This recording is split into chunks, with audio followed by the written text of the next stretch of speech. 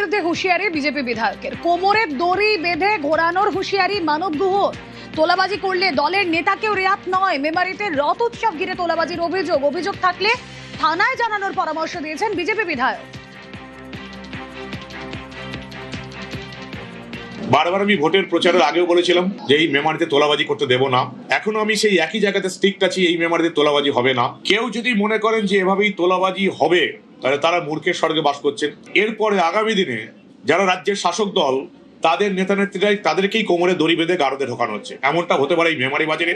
তার জন্য অনেকে তৈরি থাকতে হবে। যদি কোনো শাসক দলের নেতা নেত্রী মনে করে যে আমরা এখনো তোলাবাজি করে যাব, আমরা এখনো ভয় দেখিয়ে চমকে কোনো দোকানদার কোনো অন্য লোকের কাছ থেকে তোলাবাজি করবো, 10,000 টাকা 5,000 টাকা আদায় করবো উৎসবের নামে, তাহলে তারা একেবারে ভুল করছে।